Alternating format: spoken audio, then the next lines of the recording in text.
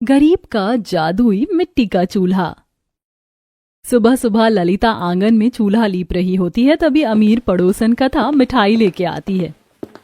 ये लो ललिता, लड्डू खाओ, देसी घी के बने हुए हैं। मगर कथा बहन, ये लड्डू किस खुशी में बांट रही हो? मेरे घर में 4 बर्नर वाला मॉडर्न गैस चूल्हा आया है, तो बस सोचा पड़ोसियों से खुशी बांट लूं।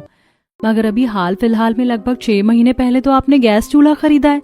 हाँ, मगर वो 2 बर्नर वाला चूल्हा था और मैं उस पर खाना बनाकर बोर भी हो गई थी। अब नए मॉडल का चूल्हा निकलेगा तो हम अमीर लोग ही खरीदेंगे ना। अच्छा, अब आई हैं तो चाय पी कर जाइएगा। इस पर कथा रघुवंशी नाक से कोड़ कर बोलती है। नहीं, रहने दो ललिता, वैसे भी तुम्हारा ये मिट्टी का चूल्हा तुम मिट्टी, तेल और गोबर के उपले से जलाती हो, मुझे स्मेल आती है। तुम भी छोटा मोटा गैस चूल्हा खरीद लो, फिर चाय पीने आऊंगी। अच्छा, चलती हूँ, बाकी लोगों को लड्डू बांटने हैं। अरे ललिता बहू, 2 घूंट चाय तो पिला दे, आज तो बड़ी देर लगा दी तूने। जी बाबूजी, बस चढ़ा रही हूँ चाय अभी। दुखी मन से ललिता चूल्हे पर चाय चढ़ा देती है। एक तो खुला आंगन, ऐसे में मिट्टी के चूल्हे पर खाना बनाना कठिनाई और चुनौती भरा मंजर होता है। ललिता का ससुराल बहुत गरीब तबके का था। जब से वह शादी होकर आई थी, मिट्टी के चूल्हे में ही खाना बनाती थी, चाहे फिर धूप छाए, बारिश आए या धुआं हो। रोजाना की तरह बेचारी धुएं और तपिश में रोटी बना रही होती है। तभी राकेश उखड़े मिजाज में बोलता है। ललिता, अभी तक तुमने डिब्बे में रोटी भी नहीं डाली, आज तो आधा दिन लगा दिया तुमने। हद है यार, रहने दो, आज रोटी लेके नहीं जाऊंगा। अरे राकेश, क्यों बहू पर ऐसे पिनक रहा है? कोई गैस चूल्हा थोड़ी है जो फट से जल जाएगा। मिट्टी का चूल्हा है, आंच जलने में हो जाती है देरी कभी कभी। अब बहू ने रोटी बना दी है तो ले जा। ललिता डबडबाई आंखों से रोटी का डिब्बा दे देती है, पर इसमें पूरा दोष राकेश का भी नहीं था। घनघोर गरीबी में उसकी हर दिन की एक ही चिंता रहती, मजदूरी का काम मिल जाए तो परिवार का पेट भर जाए। इसी तरह सिलसिला जारी था।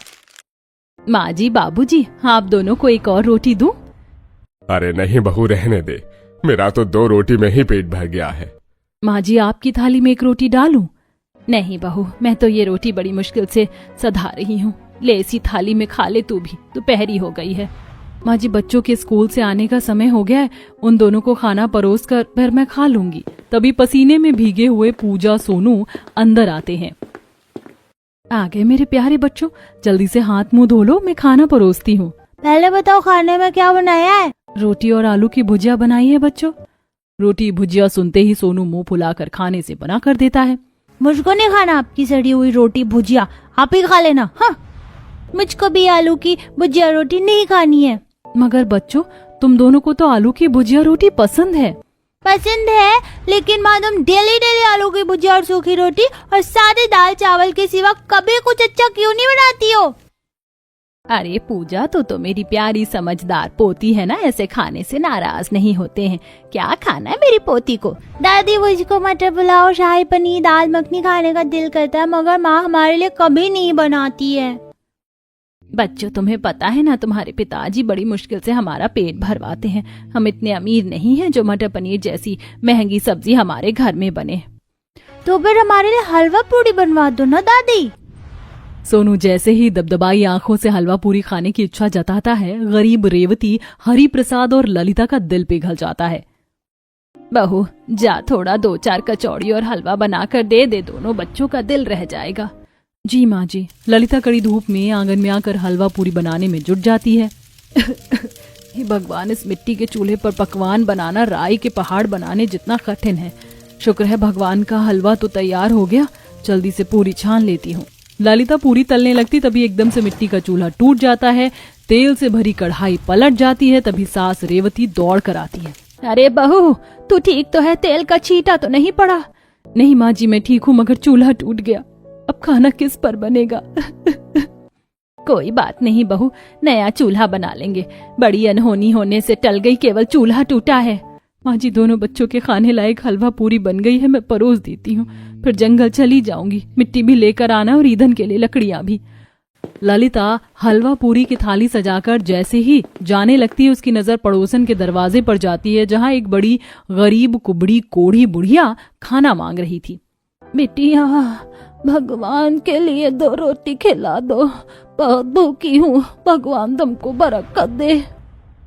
हे भगवान, ये बुढ़िया कितनी ढीठ है, मेरे घर में तुझको खिलाने के लिए कुछ नहीं है, चल भाग भाग यहाँ से। कथा उस बुढ़िया को दुत्कारते हुए धक्का मार देती है, जिससे उसके कोड़ के फोड़े छिल जाते हैं। तभी ललिता आकर उठाती है। अम्मा, आप ठीक तो है ना? आपके घाव से तो खून बह रहा है, आप मेरे घर चलिए। अरे ओ ललिता, इस बुढ़िया के शरीर पर कोई आम घाव नहीं है बल्कि कोढ़ है। ये बीमारी फैलती है। अरे मत छू इसे, वरना तू भी ग्रस्त हो जाएगी। ललिता कथा की एक बात नहीं सुनती और तरस खाकर उस बुढ़िया को अपने घर लाती है और उसके घावों पर मलहम लगाती है। वहीं दोनों बच्चे अपना खाना उसे परोस देते हैं। ये लो दादी अम्मा, आप ये हलवा पूरी खा लो। भूख से बेहाल बुढ़िया झट से पूरी हलवा खा लेती और दोनों बच्चे टुकुर टुकुर देख रहे थे। ललिता ने रोते हुए कहा, बच्चों, अब तो घर में खाने को कुछ भी नहीं और चूल्हा भी टूट गया। आज खाना नहीं बन पाएगा। कोई नहीं माँ, हम भूखे रह लेंगे। उनकी बात सुनकर बूढ़ी अम्मा अपनी पोटली में से मिट्टी निकाल कर देती है। सुनो बेटी, मेरे पास इस खाने का मोल चुकाने के लिए और कुछ नहीं, केवल ये मिट्टी है। तुम इससे चूल्हा बना लेना, ये चूल्हा फिर कभी नहीं टूटेगा। मैं चलती हूँ। बुढ़िया ललिता को मिट्टी देकर चली जाती है। ललिता उस मिट्टी से चूल्हा तैयार करती है। जैसे जैसे मिट्टी सूखती है, चूल्हा खरे सोने की तरह चमचमाने लगता है। तभी रेवती टोकती है, ललिता बहू, ये चूल्हा कौन सी अनोखी मिट्टी से बनाया है? देख, कुंदन की तरह चमक रहा है। खैर, अब खाना चढ़ा दे, राकेश भी लौटने वाला होगा। जी माँ जी। जैसे ही ललिता चूल्हे पर भगोना चढ़ाती है, बर्तन लबालब लजीज शाही पनीर से भर जाता है, जिससे पूरा का पूरा गरीब परिवार अचंभा करने लगता है। हैला माँ, ये चूल्हा तो जिनके चिराग की तरह जादू करता है। बहू, ये कैसा चमत्कार था? मैं भी उलझन में हूँ माँ जी। मैंने तो पतीले में कुछ पकाया भी नहीं, फिर पनीर की सब्जी से कैसे भर गया? ललिता चूल्हे की माया को थाने के लिए फिर से एक खाली बर्तन चूल्हे पर रखकर इच्छा मांगती है। मैं चाहती हूँ कि अभी के अभी इस बर्तन में शाही टुकड़ा मिठाई आ जाए। जादुई चूल्हा अपना चमत्कार दिखाता है और देखते ही देखते बर्तन स्वादिष्ट शाही टुकड़े से भर जाता है। सबकी आंखों में खुशियों की चमक छाई थी। इसका मतलब माँ जी, वो अम्मा भगवान का भेजा हुआ दूत थी जो हमारी परीक्षाएं लेने आई थी। देर ही सही बहू, ऊपर वाले की बरकत हमारे परिवार पर हुई है, तभी तो इस जादुई चूल्हे से हमें नवाजा है। बारी बारी से पूरा गरीब परिवार अपनी पसंद का खाना मांगता है। ए जादुई चूल्हे, मुझको मालपुआ और राज कचौड़ी खाना है। ससुर तरसते हुए जैसे ख्वाहिश जाहिर करता है। पूरा घर जादुई चूल्हे की सुनहरी रोशनी से प्रकाशमान होता और ढेर सारे मालपुए पकवान आ जाते हैं। कुछ देर बाद राकेश जब घर लौटता है तो उसे इस बारे में पता चलता है, तो वह भी खुशी से फूला नहीं समाता है। ऐ मेरे जादुई चूल्हे, मुझ गरीब गृहिणी की सूनी रसोई को अनाज के भंडार से भर दो, ताकि आज के बाद मेरी रसोई में कोई कमी घटी ना रहे। तभी चूल्हे में से एक आनंद भरी आवाज आती है, जो हुक्म मेरे आका, भर जाए चावल, भर जाए आटा, आ जाए दाल, हो जाओ माला माल। देखते ही देखते ललिता की गरीब टूटी फूटी रसोई का नक्शा बदल जाता है। अनाज किस्म किस्म की दाल सब्जी भरपूरी से भर जाती है। ललिता, आज के बाद तुम्हारी रसोई के अन्न के खते सदा भरे होंगे। कोई कभी घटी तुम्हारे डेरे के निकट नहीं आएगी। मेरा इस्तेमाल कर और बदल लो अपनी तकदीर। अंत में ललिता सूझबूझ के साथ जादुई चूल्हे का सदुपयोग करती है और होटल खोल लेती है, जहाँ तरह तरह के खाना और व्यंजन खाने के लिए लोगों की भीड़ जुटने लगती है, खास करके उसके चूल्हे की रोटी खाने के लिए। शहर से अच्छे खासे संपत्ति वाले भी मीलों का सफर तय करके आते। इस तरह ललिता अपने परिवार के गरीबी दुख कष्ट को दूर करके एक सफल गृहिणी के तौर पर मिसाल कायम करती है। खाना बनाने का ऐसा गार्डन में तो मजा ही कुछ और है, लेकिन सर्दी भी है। ये तुम यहाँ क्या कर रही हो? भाभी वो मैं। ये गार्डन में खाना कौन बनाता है? वो भी दिखा दी ना तुमने अपनी औकात लड़की, कि तुम गरीब ऐसे ही होते हो। हर एक घर में किचन नहीं है जो यहाँ आ गई। मलिका को देखकर सोनल की मानो जान निकल गई, लेकिन सोनल ऐसे गार्डन में खाना क्यों बना रही थी? क्या उसकी कोई मजबूरी थी या कुछ और? अब मलिका क्या करेगी? इतने सारे सवालों के जवाब जानने के लिए कहानी में पीछे चलते हैं। विकास, मैं तुम्हें बहुत पसंद करती हूँ, लेकिन मुझे नहीं लगता कि तुम्हारे इतने बड़े घर में मैं रहने के लायक हूँ। कहाँ तुम और कहाँ मैं, हम दोनों के रिश्ते को कोई स्वीकारेगा नहीं। जहाँ दिल राजी वहाँ रब राजी, और जहाँ रब राजी वहाँ फिर सब भी राजी हो ही जाते हैं। तुम चिंता क्यों कर रही हो सोनल? तुम ही वो लड़की हो जो मेरे लिए बेस्ट है। मैं बस 5 मिनट में तुम्हें लेने आ रहा हूँ, रेडी रहना। पर सोनल मेरी बच्ची, किससे बात कर रही थी तू? कुछ नहीं बाबा, वो मैं तो, आप मुझे गलत मत समझना। नहीं बेटा, मैं तुझे गलत नहीं समझ रहा हूँ, बल्कि मैं तो काफी खुश हूँ। तूने अपने लिए खुद ही सही इंसान को चुन लिया। सच बाबा, बाबा वो आज मुझे लेने आ रहा है। अपने आशीर्वाद के साथ मुझे विदा करेंगे ना? जरूर करूंगा। मेरा आशीर्वाद तो हमेशा ही मेरी सोनल के साथ है। सोनल एक गरीब लड़की थी जो कि एक अमीर परिवार के लड़के को पसंद कर बैठी थी। आज वही लड़का सोनल को हमेशा के लिए अपने घर लेकर जाने को आ रहा था। कुछ ही देर बाद विकास सोनल के घर पहुंच गया, जहां उन्होंने शादी की, और सोनल के बाप का आशीर्वाद लेकर वो दोनों ही अपने घर की तरफ को निकल लिए। वाह, कितना सुंदर फूलों और हरियाली से भरा हुआ गार्डन है। विकास, क्या यही हमारा घर है? हाँ सोनल, यही है हमारा प्यारा घर। वो देखो, कितना बड़ा हवेली जैसा घर है। हवेली जैसा नहीं, ये हवेली ही है। अच्छा चलो अब गाड़ी से उतरो। मुझे डर लग रहा है विकास, तुम्हारे घर वाले मुझे। ओहो सोनल, मैं हूं ना, कुछ नहीं होगा।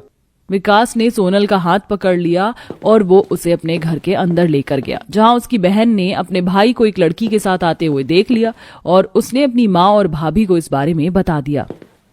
अच्छा, तो तुम दोनों 4 सालों से एक दूसरे को जानते हो? तुमने मुझे इस लड़की के बारे में एक बार भी बताना जरूरी नहीं समझा विकास? माँ बस डरता था कि कहीं आप मना न कर दो। वैसे माँ, सोनल बहुत अच्छी लड़की है, आपको कभी भी शिकायत का मौका नहीं देगी। आप इसे एक मौका दे दो। ठीक है, दे देती हूँ। वैसे भी अब तो कुछ और किया नहीं जा सकता है, आखिर सोसाइटी में हमारी भी कोई इमेज है। मम्मी जी, आप कुछ मत बोलो मलिका, मैं कुछ सोचकर ही फैसला कर रही हूँ। ठीक है लड़की, क्या नाम बताया था विकास ने? हाँ सोनल, स्वागत है हमारे घर में तुम्हारा। भावना ने बिना किसी हाय हाय या किचकिच के अपनी बहू को घर के अंदर बुला लिया। भावना या उसकी बेटी राधा को तो सोनल से कोई दिक्कत नहीं थी, लेकिन मलिका जो कि भावना की बड़ी बहू थी, उसे सोनल का घर में आना जरा सा भी पसंद नहीं आया। नमस्ते माँ जी। नमस्ते, आ गई तुम बहू? जी। ज्यादा डरो नहीं। ठीक है, तो आज तुम्हें खुद को अच्छी बहू साबित करने का मौका दिया जा रहा है। आज तुम्हारी पहली रसोई होगी और उसी से पता चल जाएगा कि तुम कैसी बहू हो। सारा सामान किचन में है। राधा, सोनल को रसोई दिखाओ। अपनी माँ की बात सुनकर राधा सोनल को रसोई दिखाने को ले आई। देखो भाभी, ये रहा हमारा सारा सामान। इधर चम्मच है, इधर क्रॉकरी है, और गैस चूल्हा ये वाला है, और इलेक्ट्रिक चूल्हा इधर है। अब मैं जाऊं? हाँ, चली जाओ। हे भगवान, सिलेंडर, बिजली का चूल्हा, इन्हें तो देखकर ही मेरा दिल सीने से बाहर आने को तैयार है। हे भगवान, मैं यहाँ खाना नहीं बना सकती हूँ। सोनल का वहां दम घुट रहा था, उसे चक्कर भी आ रहे थे। ऐसे में वो रसोई की खिड़की पर आ गई और हे भगवान, अरे कितना सुंदर गार्डन है। फूल, पेड़ पौधे, हरी हरी घास। ठीक है। सोनल ने ऐसे बोलकर रसोई से सारा सामान उठा लिया और उसे लेकर वो गार्डन में आ गई। सर्दी का मौसम था, हवा चल रही है और इस गार्डन में तो ये और भी ठंडी ठंडी लग रही है। लेकिन कोई नहीं, अब मैं यहीं पर खाना बनाऊंगी। तो सबसे पहले मुझे चूल्हे के लिए 2 ईंट कहाँ मिलेंगी? सोनल इधर उधर ईंट ढूंढने लगी। घर की बैक साइड में कुछ ईंटें पड़ी हुई थी जो कि सोनल ने उठाई और उसके बाद उसने चूल्हे में जलाने को लकड़ी ढूंढना शुरू किया। भगवान, यहाँ तो खाना बनाने के लिए अच्छी कसरत हो गई। अब ये लकड़ी कहाँ से लूं? अरे हाँ, सोनल घर के बाहर आई। सड़क के किनारे एक सूखा हुआ पेड़ था। उसने छिपकर उसकी लकड़ी ली और फिर उसने गार्डन में चूल्हा जलाकर खाना बनाना शुरू किया। खाना बनाने का ऐसा गार्डन में तो मजा ही कुछ और है। ये तुम यहाँ क्या कर रही हो? भाभी, भाभी, वो मैं, ये गार्डन में खाना कौन बनाता है? वो भी दिखा दी ना तुमने अपनी औकात लड़की, कि तुम गरीब ऐसे ही होते हो। अरे घर में किचन नहीं है जो यहाँ आ गई। ठहरो। अरे माँ का फोन। मलिका अपनी माँ का फोन देखकर वहां से चली गई। सोनल मलिका को देखकर भी अंदर नहीं गई और उसने सारा खाना वहीं बनाया। भाई वाह, मजा आ गया, इसको कहते हैं खाना। सोनल बहू, तूने साबित कर दिखाया कि तू विकास की पसंद है। सच में भाभी, सो गुड। शुक्रिया। सोनल आज बहुत ज्यादा खुश थी क्योंकि उसे ससुराल में अपना लिया गया था। वहीं मलिका उससे मन ही मन जल रही थी। ऐसे ही अगली सुबह। A few deep breaths more. ये कैसी सी स्मेल है? You idiot! वो भाभी, क्या है ना, मेरा चाय का दिल हो रहा था। पूरी कांप रही हो और तब भी तुम्हें यहीं पर चाय बनाने को मिली थी। कितना कोहरा है, ये गार्डन है, किचन नहीं। मैं यहाँ वर्कआउट के लिए आती हूँ और तुम हो कि गार्डन में अपनी रसोई बनाए हुए हो। दफा हो जाओ यहाँ से। और अगर आइंदा मैंने तुम्हें यहाँ खाना बनाते हुए देखा ना तो माँ को बता दूंगी। मलिका को गुस्से में देखकर सोनल वहां से आ गई, लेकिन दोपहर के वक्त वो फिर से गार्डन में वहीं आ बैठी और वहां पर एक बाल्टी में पानी लिए बर्तन धोने लगी। अभी तक सर्दी का कोहरा कम नहीं हुआ, दोपहर हो गई। अब तो मलिका भाभी आराम कर रही हैं, यही सही मौका है, जल्दी से बर्तन धोकर बाहरी खाना बना दूंगी। सोनल बर्तन धो ही रही थी तो वहीं दूसरी तरफ ये कौन है और ऐसे भावना के गार्डन में क्या कर रही है? राह चलते लोग और पड़ोसी वगैरह सोनल को देख रहे थे, लेकिन वो बस अपने में ही मगन थी। उसने बाहर ही खाना वगैरह बनाया और सभी काम निपटा दिए। अगली सुबह जब मलिका वर्कआउट के लिए आई तो उसे मिट्टी, नम और साथ में चूल्हे में कोयले मिले। ये जरूर मेरी नाक के नीचे कुछ करके गई होगी, अभी बताती हूँ। मलिका भाभी, यहाँ मेरे साथ आओ ना। राधा मलिका को अपने साथ ले गई, जिसकी वजह से वो उसे कुछ नहीं बोल पाई। लगातार ऐसे ही सिलसिला जारी था। सोनल सर्दी में किसी तरह मलिका की नाक के नीचे से गार्डन में अपने काम निपटा आती थी, जिसकी वजह से मलिका उससे कुछ बोल ही नहीं पाती थी। लेकिन ऐसे में ही एक दिन, भगवान कितनी अच्छी धूप खिल रही है। माँ जी भी घर में नहीं है और भाभी और राधा भी अपने कमरों में हैं। मौका अच्छा है। सोनल ऐसे बोलकर जल्दी से खाना बनाने को बैठ गई। अभी वो खाना बना ही रही थी कि तभी, सोनल बहू। जी जी जी जी माँ जी। हे भगवान, तू तो सच में ही गार्डन को रसोई बनाए हुए है। इसका मतलब मेरी पड़ोसन सही बोल रही थी। माँ जी वो, बस अंदर चल। माँ जी ये आज से नहीं है, पहले दिन से ही चल रहा है। ये आप सभी को गार्डन में खाना बनाकर खिलाती है। क्यों करती है तू ऐसा? अरे मैंने तुझे अच्छी बहू समझकर अपनाया था, लेकिन तूने हमारी आंखों में धूल झोंक दी। माँ जी, ना इसे सर्दी दिखाई देती है ना गर्मी। बस करो भाभी, मैंने बाहर खाना किसी शौक में नहीं बनाया, मेरी मजबूरी थी। क्या मजबूरी थी? माँ जी, मैं रसोई में काम करने जाती थी, कोशिश करती थी कि यही खाना बना लूं, लेकिन माँ जी मुझे गैस, चूल्हे, बिजली की चीजें और सिलेंडर को देखकर डर लगता है। ऐसा लगता है कि जैसे ये चीजें मेरी जान ले लेंगी, क्योंकि मेरी माँ की जान एक गैस चूल्हे ने ही ली थी। सोनल की बात सुनकर सभी बस कुछ देर से शांत से हो गए और फिर भावना बोली, तो ये बात है, लेकिन बहू तुझे हमें इस बारे में बताना चाहिए था ना। अब अगर तू ऐसी हरकतें करेगी तो हम तो गुस्सा करेंगे ही। हो सके तो मुझे माफ कर देना सोनल, मैं बेवजह ही बहुत कुछ तुमसे बोल चुकी हूँ, जबकि मैंने कभी बाहर खाना बनाने का तुमसे रीजन नहीं पूछा। आप माफी मत मांगिए। रो मत भाभी, ज्यादा बड़ी बात नहीं है। ये चीजें बेशक खतरनाक है, लेकिन अगर सावधानी से इस्तेमाल करो तो बहुत काम की भी हैं। अब हम आपको इन्हें सावधानी से इस्तेमाल करना बताएंगे। राधा की बात सुनकर सोनल मुस्कुराने लगी। बस फिर क्या था, उसी दिन से मलिका और राधा ने मिलकर सोनल को किचन की चीजें सावधानी से चलानी बताई। कुछ दिनों में ही सोनल सब कुछ सीख गई और सब फिर खुशी खुशी रहने लगे।